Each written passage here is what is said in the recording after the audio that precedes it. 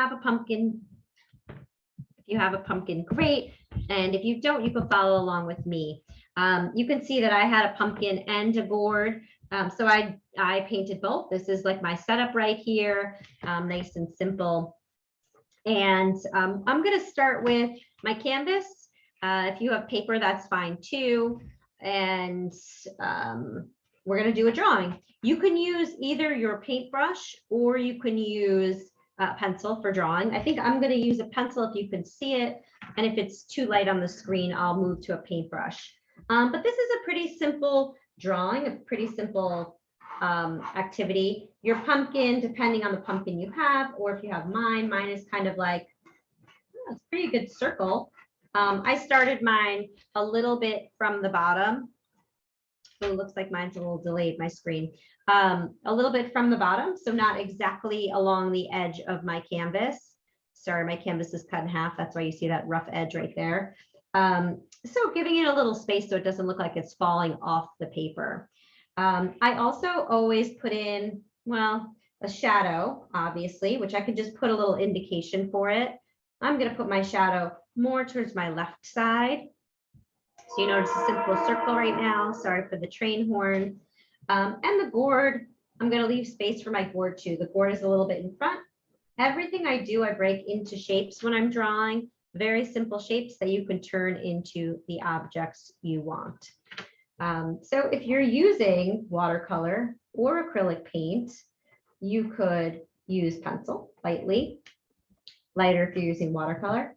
If you're using oil paint, which I'm doubting anyone is, but you might be, then you would use pencil, because pencil and oil paint don't react together well, and it would ruin your drawing. So you can see what I did was break my board down to a circle, and then kind of like, I guess an oval, and then I put that little stem on there.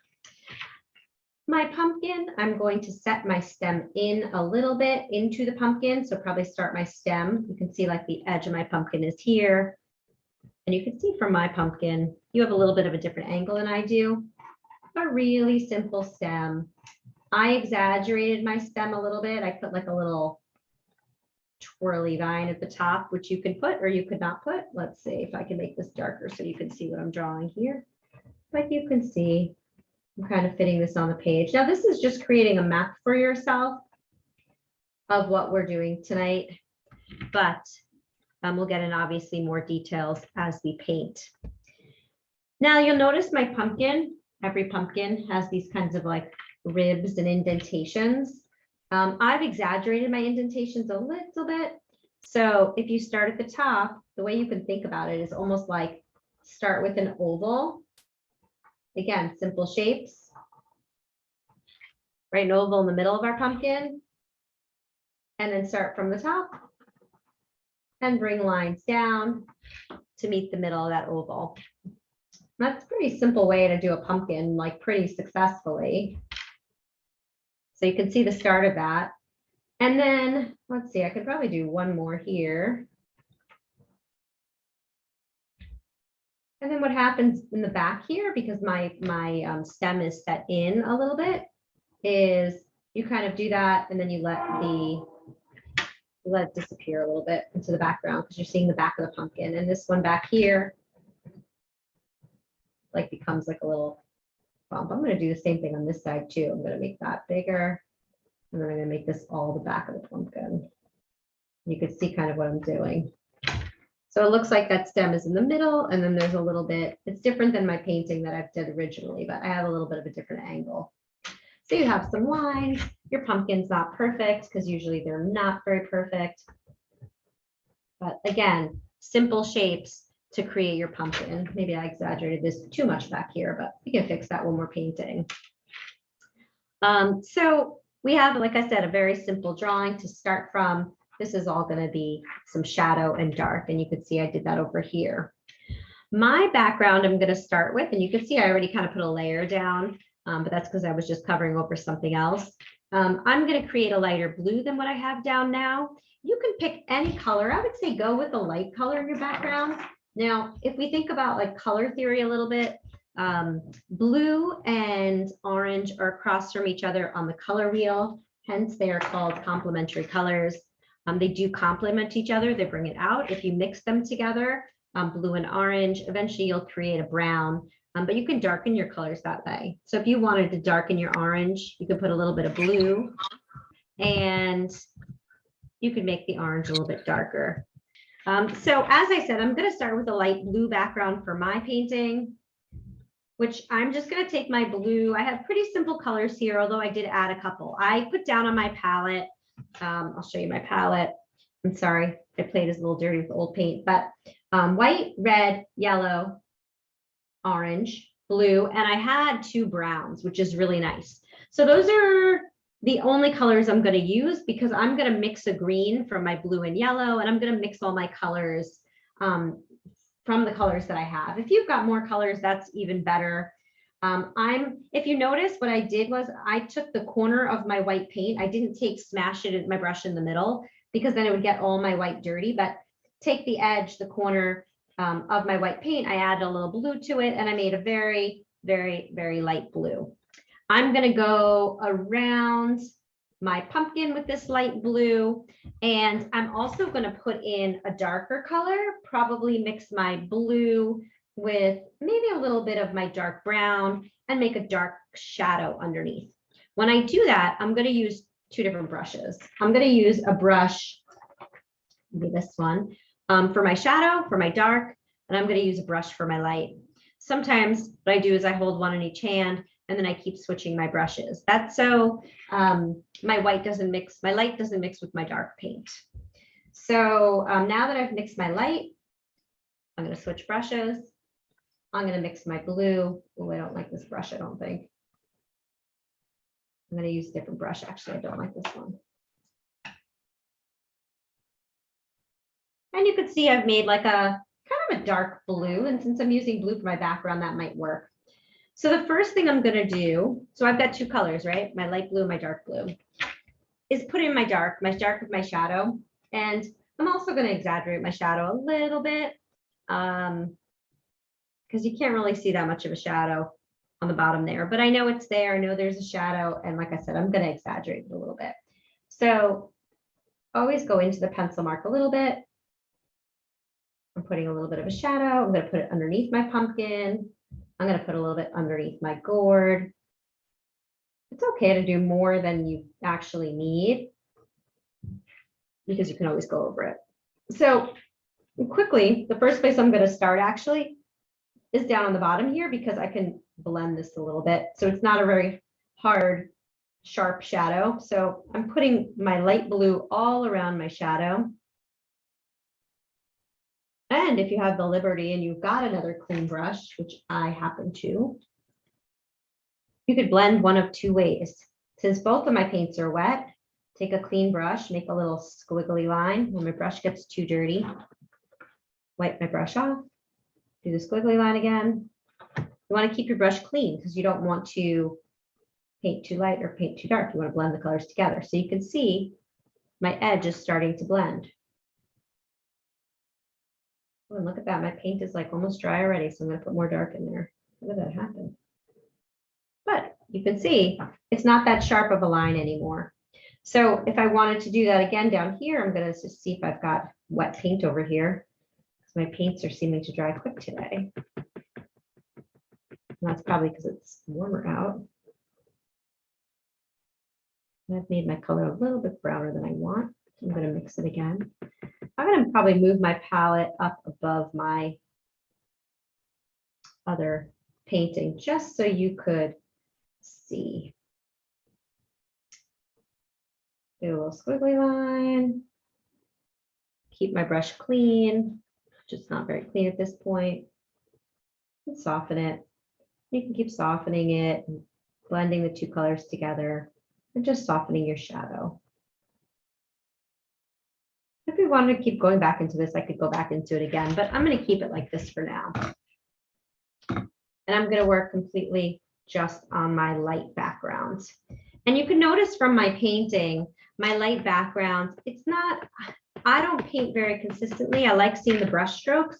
You might like painting kind of this like perfectly even background, but I don't paint that way. I'm a little bit rougher, and I leave the brush strokes and kind of the variation in tone and color. You can see my color here is a little bit lighter, and I like that look. I like to create that variation in tone. It's just slight, but and you keep working. I'm going to actually blend my shadow a little bit more with my brush and get this whole entire background covered in a color, like I said, of your choice. It doesn't have to be blue. I just happen to like the blue background with the orange pumpkin. I'm using the edge of the brush along my pumpkin, along the edge of my pumpkin. And that's because I can get a sharp line with my brush. If I use like this very edge, you'll be able to see it better when I work on the pumpkin, and just go all the way along that pumpkin. Then I create a nice sharp edge, which is what you essentially want when you're creating an object. Let's see, do we have a glare here? Did I pick that up? No. All right, well, we're going to hope that I can get this so it's not too much of a glare. It's okay. So if I'm going too fast for anyone, let me know. I'm just going to get my background done for a bit, and then we'll move on to the pumpkin. When we're working on a still life, even a landscape, we always in paint work from back to front. So I know it's tempting to start right away with your pumpkin, or right away with the object that you really want to paint, but your background's very important. So make sure that you always work from back to front. I think with the exception of probably watercolor, you kind of work on everything at once as needed, but background is very important. So my background is nearly done for now. I mean, we can go back into it eventually, and I'm going very close to my shadows. I might go back into my shadow a little bit, and I'm working pretty small right now. Yeah, I'm gonna take my little brush, and my shadows got a little bit too brown for me. I'm gonna just add a little bit more shadow underneath my pumpkin. And I'm doing kind of these really light strokes. Again, I don't do too much blending in my painting because I like this kind of like rougher look. And I'll take my light and I'll do the same thing, a little bit of blending, but keep the look. Okay, that's all I'm going to do with that for now. It's like a light blue kind of wash, and I'm going to clean off my brush because this is one of my favorite brushes to use. Don't get too much water on your brush. We're going into the next color. Let's clean it. Now, actually, I didn't really need to clean that. I'm going to create first the ridges in my pumpkin. Now, you can do this one of two ways. You can notice in this painting here, I used a lot of blues. You can go more brown if you want. It depends how soft or how realistic you want your pumpkin to be. On this one, I think I'm going to go more brown. I'm going to do less blue, and we'll see what it looks like. I could always go back in if I change my mind. But the ridges that I created, I'm going to put those in first because that's my dark, and I want to make sure I get the dark lines in. So your dark, what it does is it helps create dimension when you have dark and lights. And if you think about it, you're painting something three-dimensional on a two-dimensional canvas. And the only way to really get the illusion that this is dimensional is by putting in, like I said, a lot of darks, a lot of lights, shadows, and highlights. So I kind of outlined what we drew. And you can see it's similar to my shadow color, the pumpkin. And I'm going to keep that pretty simple. I might start at this point to even put in my stem. And I'm going to mix my blue and my yellow to create my green because well, I have a green, but I've got these two colors, so why not mix them together? You could see, I mean, I do have a yellow dish, but I made a fairly nice green that I like. Maybe I'll add a little bit more yellow. And since the stem is sitting into, let's move this over a little bit for you, see the edge of my palette. In the pumpkin, I could put that down first. I'm painting pretty thin right now because I know I want to add a little bit of dark later. Also, you could see I've exaggerated my stem a little bit and made a little twirly vine. You could do that. You can also add a leaf if you want. That's up to you. So I have my green there. And I'm also going to take my brown, add a little bit of blue to it. So I'm using a lot of this similar color in my painting, this blue and brown mixed together. And I'm going to add a little bit of dark to my stem. Again, I can soften that a little bit. As I'm working, soften that a little bit with my paintbrush. I need a thinner paintbrush. And that's the start of my stem. I'm not gonna do anything quite yet dramatic to it. I'm just gonna keep it there. I like to block a lot of my color in. So I'm not painting on a white canvas. I kind of block the color in, then I go back in with details. That's just the way that I paint. All right, I'm going to clean off my brush again. You can see I've got my water on the side, and even further on the side that you can't see, I've got like some paper towels and rags, and that's how I kind of dab and clean my brush. Again, if you've got a lot of brushes, then what you can do is just use different brushes. So there are a couple of colors. Obviously your pumpkin is orange, but you can mix in your yellow, you can mix in your brown, you can mix in your reds. We don't want to create too much of a flat pumpkin, and without any variation in tone or color, the pumpkin becomes very flat. So I'm going to start with like a red orange. I'm going to mix a tiny bit. I've got a light brown, which is really nice. I'm going to get this darker. Let's see what it looks like. Maybe it's too red. I'll mix a little bit more yellow in that. I mean, orange in that. And, oh, that's bright. I'll keep it bright for now. You could see that this is where I'm using the edge of my brush. And I'm going within these lines. Now my paint is fairly thin, which just means you need a couple of coats of paint to really get the look you want. You can see through the paint a little bit. And that's okay. That's just the quality of paint that I have. It's not a fabulous quality that I'm using.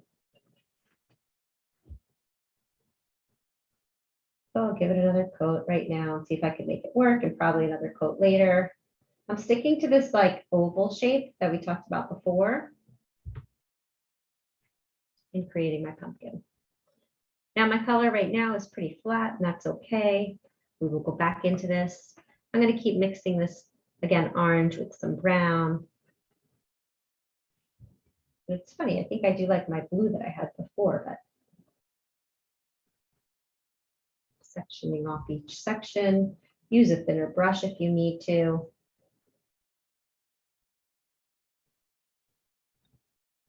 Again, this is like a base for us. Your paint's going to dry fairly quickly, which is okay. I kind of like that the paint dries kind of quickly. You could go over things and change mistakes and all of that. You notice that some of my lines are disappearing. And again, that's okay too, because we're going to go back into that. It's nice to just have the shape and form of the pumpkin down. I'm going to leave space for my board that's in front.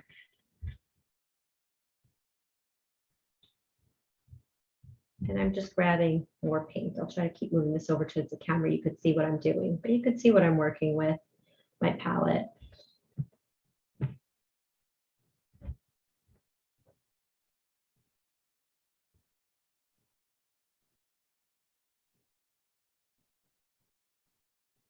I could probably use a thinner brush here, which I'm going to grab in a second, but so you can see I kept these kinds of outlines. And again, exaggerated the ribs of the pumpkin indentations.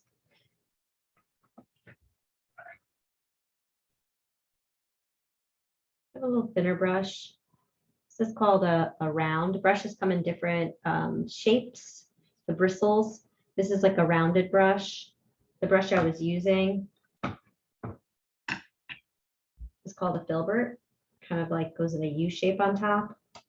And then this brush is a flat. So the best brushes to use for fruits or people are these filberts and round brushes because the flats create sharp edges. They're better for geometric shapes, and that's not what we're doing right now. So I'm switching right now to a thinner brush. And keep in mind your brushes, if you're using acrylic paint, they will dry, and you don't want that to happen. It'll ruin your brush, hard to get the paint out. So keep your brushes in water when you're not using them. There you go, you can see that I've done that. So now what I'm going to do is I'm going to go back into these details. This is still wet, the orange. And like I said, I kind of liked I tried out doing more of a greenish brown color, but I kind of like my blue. So I'm going to just mix my blue with a tiny bit of brown and kind of go back in some of these details with a thinner brush. And what I'm purposely doing, I want it to mix a little bit with my orange. Like I'm kind of making sure that it blends and mixes with my orange. When my brush gets dirty, obviously what I would do is just wipe it off, put it in some water. But I don't know if you saw what I was doing. I'm dragging the color a little bit. So you can see I'm kind of dragging this blue into the orange. I'm creating a little bit of a shadow at the bottom. I know the colors that I'm using, the blues and oranges, so they're working well together to create that shadow. And I'm also being aware that around this gourd, it would be nice. This gourd is yellow, some greens, some oranges, but to have a little dark around it, because what's happening is, and you can see now that the light is getting darker, there's a big shadow around the left side, the end side of the gourd against my pumpkin. So I'm using the colors that I have that I used in these ribs of the pumpkin to create a little bit of a shadow around my gourd. So I'm preparing to put down my gourd. You can see my colors mixing green a little bit because of the quality of my blue and orange, and that's okay. I kind of like that. And do that a little bit. This will set the gourd in front of the pumpkin. It'll make it look like it's standing out, and it'll work really well for my still life. So it's a little more dramatic than I have here because I now, as it's getting dark outside, the light is casting a big shadow on the pumpkin where the gourd is leaning against. So again, I'm going to go back and forth a little bit. I'm keeping this paintbrush in here. I'm going to go back to my pumpkin, the orange of my pumpkin, because now I feel like there needs to be a little bit of variation in that orange. You can notice my orange is very like reddish. I want to get some highlights. There's a light being cast right here on my pumpkin. So I'm going to try to get that in. And the way that I'm going to do that is I'm going to take my orange. If you have red and yellow, just make your orange, obviously out of red and yellow, orange and yellow, I'm sorry. no, red and yellow to make orange. And I've mixed like a lighter orange with yellow. Always test out your colors. You know, it might not be the best color. Oh, see that? Way too bright for me. And that's okay. You can cover over it. Still a little bit bright for me. I'll bring my orange and red back.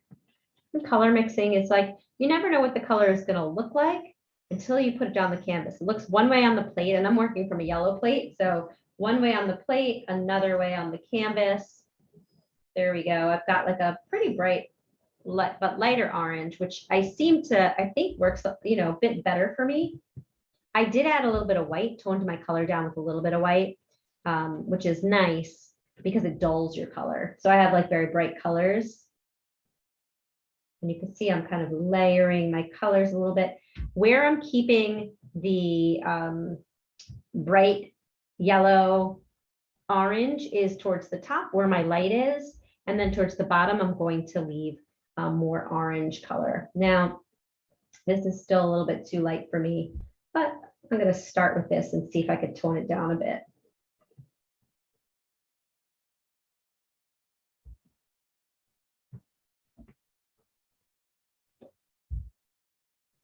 And you can do that too, kind of play. You know, the great thing is the layering of color in acrylic paint is really nice because your colors dry pretty quickly, where you have a chance to layer these colors, experiment with them, see what works and what doesn't work, and then just cover right over them.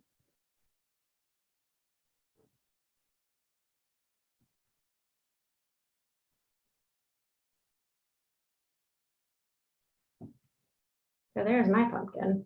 It's starting I kind of like that light on top. And you'll notice that I didn't add too much. I can add a little bit back here. A little bit, not too much, because that's the back of the pumpkin. So you can see my pumpkin is really different from this one, right? This one's a lot lighter. I could probably do the same thing here, like, you know, right on top here, add some light. But I like this kind of like extreme light and dark. It creates more drama in your painting. And since I've got this dark on the bottom here, I might just give it another layer. So you can see my paint is pretty thin over here.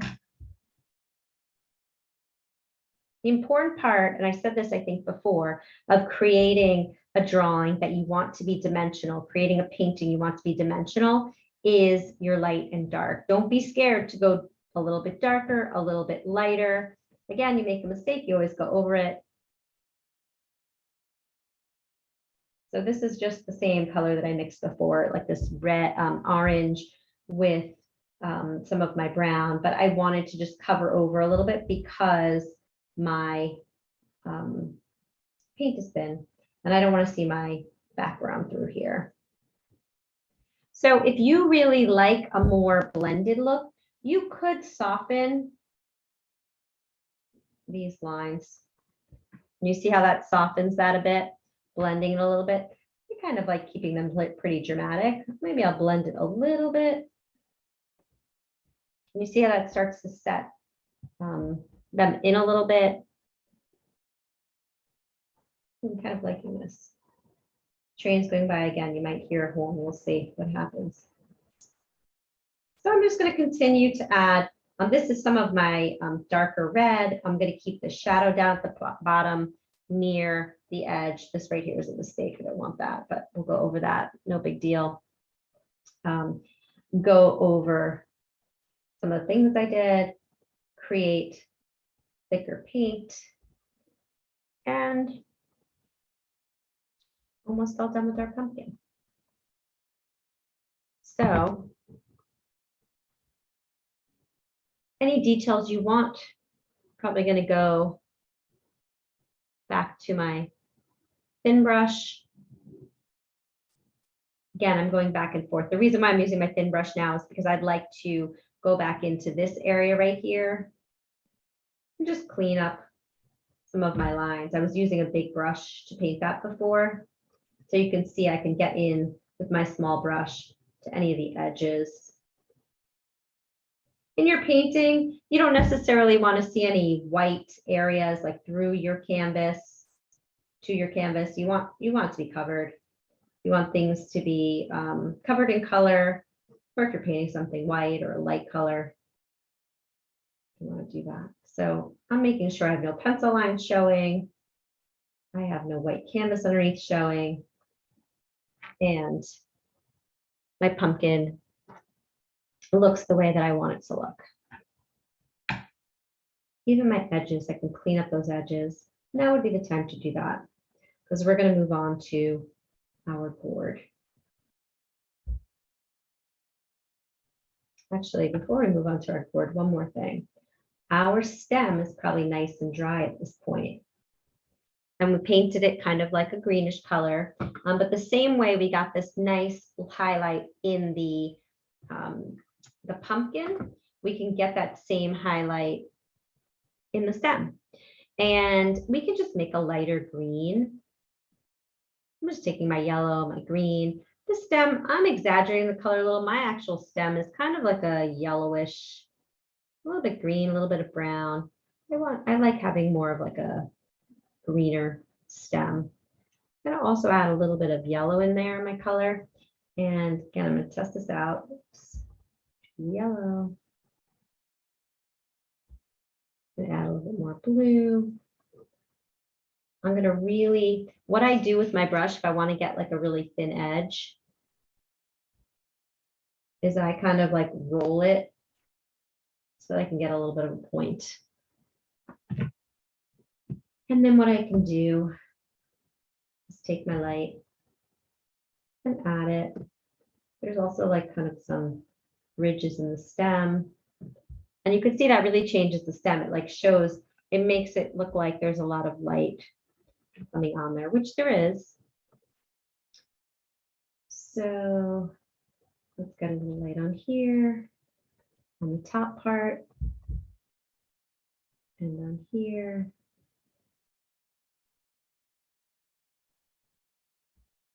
I could even take a little bit of white and even exaggerate it a little bit further. So we've got like, if you think about it, when you create an object, whether it's like a bowl or a pumpkin, the minimum that you should use are 3 different variations of color. So you have your general color, which is like our general orange color. Then we've got some lights and we've got some darks. And then beyond that, anything extra is even better because there's never just one color. Even if an object is one color, what happens is the light and the shade create different colors, different highlights. So here's our even lighter color. And I'm just lightly touching the top. Do that a little better. Lightly touching the top. What I'm doing, what I do always, in order to steady my hand, instead of leaning my whole hand against the canvas, just because I do a lot of oil painting and oil painting stays wet, is I put my pinky down. I've like really trained myself to just put my pinky down to steady my hands. That's how I kind of get like the steadiness. So you might see that like my pinky is down here when I'm painting so I can keep my hand steady and I could create all the little lines that I'd like to create. There's even some of these, like the stem kind of is just really interesting on this pumpkin. And you can see adding that light adds a little something extra. I'm also going to go back in just because I'm having fun with this stem. Take a little bit of my blue, take a little bit of my brown. That makes a really dark, your blue and your brown together. Like if you've got a dark blue and a dark brown, you can really get a nice dark, sometimes darker than others. And I'm just putting a little bit of the brown in the stem too. So I've put in quite a bit of colors in my stem. I've put in a basic green. I've put in a light green. I've put in a highlight.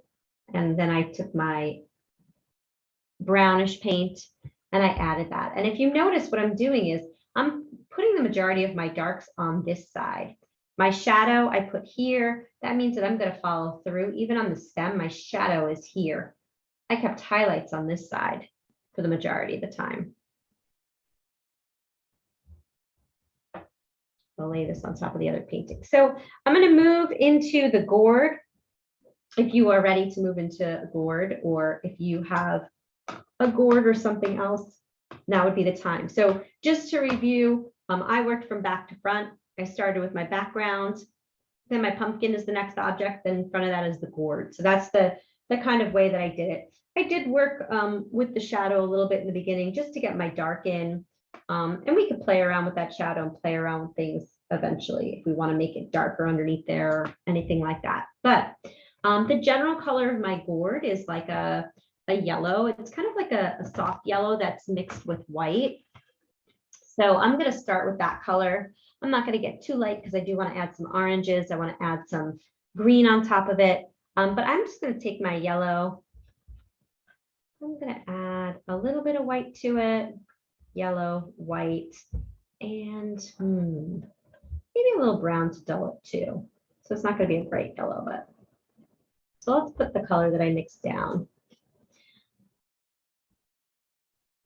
Okay, I don't know if you could see that. There's a little bit of a glare. I'm going to move my light a little bit, see if I can get rid of that glare. There we go. That's perfect. So my color is kind of bright, but I'm going to keep it. And I'm going to work with the edge of my brush again against my pumpkin so I can get a nice sharp edge. You can see how you can get like a really nice edge going there.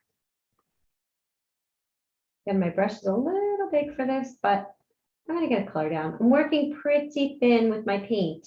So there's a little bit of water in my paint. And I'm doing that because I want it to dry pretty quickly because it's easier to layer sometimes the color that way.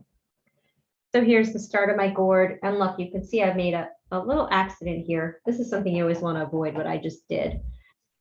I think I had said in the beginning, like go over your pencil line a little bit. You don't want to go from like the gourd back to your pumpkin, but I can see my canvas through here, which means I've got to go back and make sure that before I go any further with my gourd that I've got my paint of my pumpkin up to the spot it's supposed to be. So, and that's a little annoying. I should have watched that. Okay, so now I filled that in. Now you can see that nice sharp edge. So what I'm going to do next, just get another brush, a smaller brush, and I'm going to start to go into the details of my gourd. The stem, this kind of part you can't really see because it's in light right now. The stem and the back of it is a little bit brown. Now the browns aren't as deep or dramatic as what's on my pumpkin, but I'll keep like mixing with a little bit of white. I'm sorry, not white. A little bit of yellow to lighten it and create it's kind of like the, I guess where it comes off the plant right there. And then the stem, which will make darker later. But for now, that's what it looks like. I'm also going to take advantage of this color that I have, this like light brown. Sorry for the train horn. This light brown mixed with yellow because I can use this in part of my board to create a little bit of shadow at the bottom. And you can see that. Look at that. Doesn't that create an automatic shadow? Isn't that amazing? You want to keep your color like for this fairly close, but you want to have that little bit of shadow. We'll make that even more dramatic, but at least it's a start, right? So there's our one color, two color, and then we'll get another dark in, another light in, and then some of the patterns on there. So the board does have yellow or orangey kind of stripes on it, which we'll get on too. But for now, I'm going to focus on the general color before we add that layer of orange and that pattern on top. So I'm going to keep going with my yellow, with my brown. I'm going to play around. Again, play around with your colors, play around with your paint. You might like, you know, a color that's a little bit greener or bluer or more orange or yellow. Okay, look at there. So I made a color, I took my yellow, I added a little bit of blue, which makes more of a greenish color, and I added some brown, and I made another darker color, which is like a greener color, which I'm going to use both at the bottom in the shadow, pretty subtle, and then add a little bit more blue to it to even exaggerate a little bit more, and then create on the back of my gourd, I have some green, so I'm going to put that on there, and I'm going to switch brushes as well to a thinner brush because my object is, my gourd is a little bit smaller. Hope everybody can see this okay. So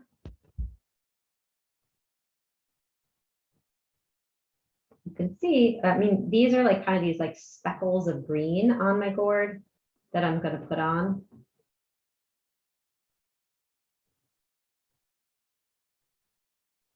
See that? Around the end. It also adds some dark to my gourd. And I'm going to go back and forth.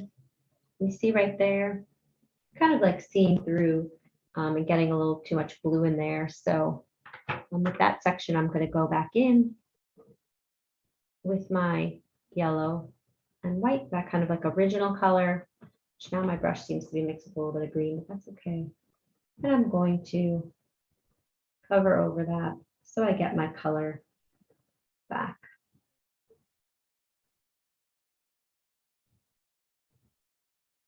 So you can see my color changed a lot from what we originally started with. What I'd like to add now before I go on any further, and this depends on you, is I'm always big on shadows and making sure that they're there. And I want to add a little bit more shadow to make this pop out a little bit more on my gourd. You can do that too if you want.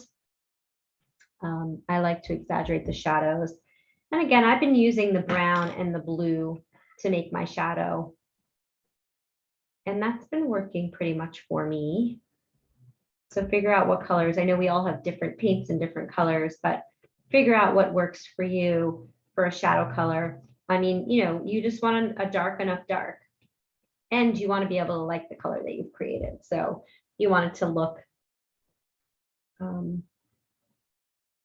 good. See, if I take that, and again, I'm watching my edge and add a little bit more here, a little bit more here.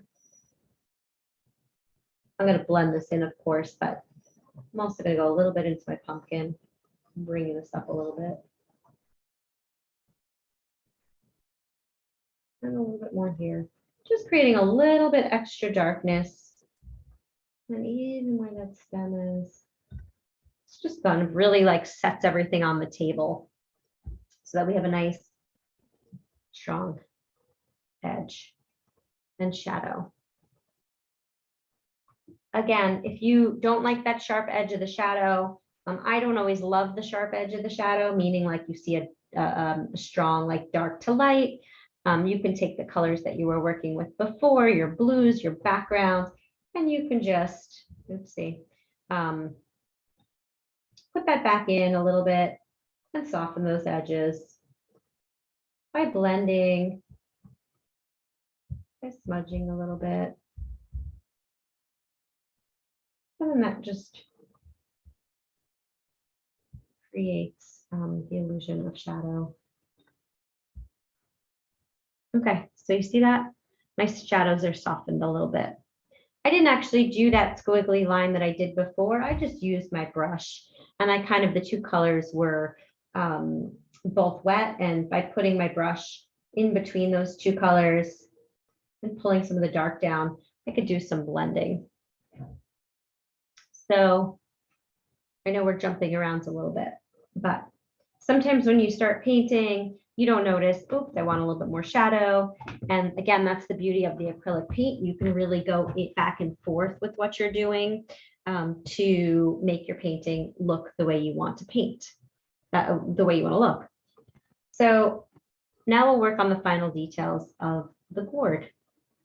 So now I'm going to take my yellow and orange, mix them together to make a little bit light orange, like a yellow orange.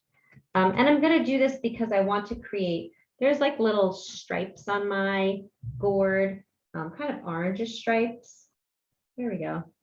I don't know if you can see it from looking at this, but just lightly, I'm putting in a couple of stripes, like this patterns that the gourds have. It goes all the way down to the stem.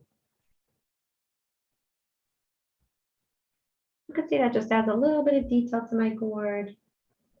And there's one along here too. The edge.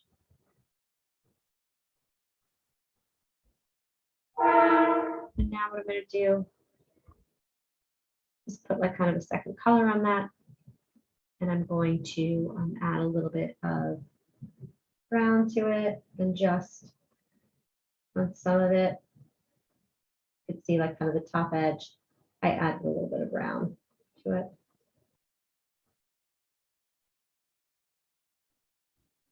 Okay. So I think the last thing I'm going to work on, because I kind of like my gourd, I might add a little bit extra light to it, but for now, before I do that, I'm going to work on my stem a little bit, because my stem is kind of bad at this point, not complete. And I'm just constantly cleaning my brush. My water is getting dirty. If you have the ability to get clean water and dump out the old water, that's super helpful when you're painting. So keep that in mind. Don't leave the water super dirty. Unfortunately, I'm cleaning my brushes with fairly dirty water so that I don't get up. I'm going to take my brown. I'm going to take my blue. I'm going to take my yellow. I'm making like a dark green for my stem. The stem of the gourd is like a brownish green. As I'm looking at my gourd, I can see that where the stem meets the gourd, it's pretty dark. So I'm going to add that little bit of darkness. You can see that little bit. And then what I'm going to do is use that same color wherever I put that. I don't even know where it is. And I'm going to create some details. There's like 1, 2 little lines. This is all like really little tiny work. That's okay. All right, got a little darkness. And then I'll do the same thing I did with the other stem. Go back now with a little bit of light. So if you notice, what I did was I put a general color down. So kind of this like in-between color, like the actual color of the stem. And then once it was dried, I put down some dark, and then I'm layering some light on top of it. So I kind of, like I said before, I go back and forth with things. So I'm going to remix my yellow, my orange, and a little bit of green in there. And what I'm going to do is just get a little bit of this color on top of my stem to kind of pull it out and really exaggerate it. You can see it. See that? See how light that is? And that's okay. You can make it that light. Just put a little bit there. Let's see. I might actually use a little bit of this color on the edge of my gourd. So I could pull that out too and pull some highlights out.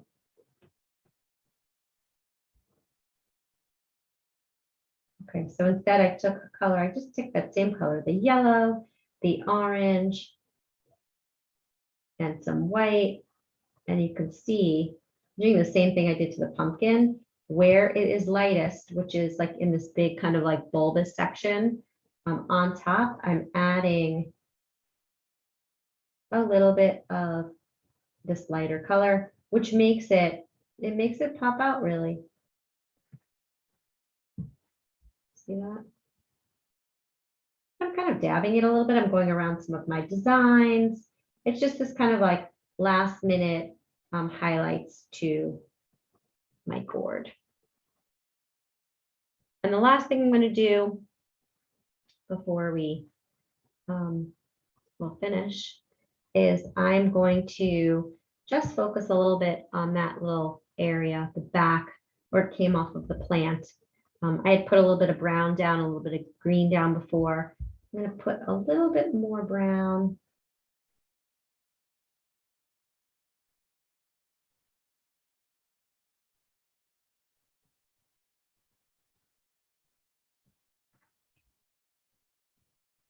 Okay, you see that? And the last thing always, I mean, you could always keep working on this, but the last thing to do always is sign your painting. You should always sign, well, you should try to sign at the bottom right corner. That's always a good place to sign. If you ever feel like you're going to frame your work, leave a little space so that there's room for the frame, and come in a little bit on your painting. Always sign in a color that is in your painting. You don't want your signature to be like hot pink and then there's no hot pink in your painting. Something that complements your painting. You of course want your signature to stand out, but you don't want it to be the only thing that everybody is looking at. So for instance, mine, what I probably would do is sign in an orange or a similar color to my pumpkin. And when you sign, I think when I said this before, if you want to get your brush, like my brush is thin, but it's not like super duper thin. But what I can do is I can roll it to create a real nice point so that I could sign as thin as possible in paint. And since my gourd is off to the side here, I probably would like sign, I would say like right along the gourd. I'm just putting my initials, JC. Probably see that a little. And if you wanted, you can put the date, like, you know, like 22 or a date on there. I put JC 22, and you can see it like, I mean, I don't know if you could see it from there. You can a little bit. I just lined it against here. So I could have chosen to put a little bit more here, but I didn't want to like mess up this space over here and then put my signature there.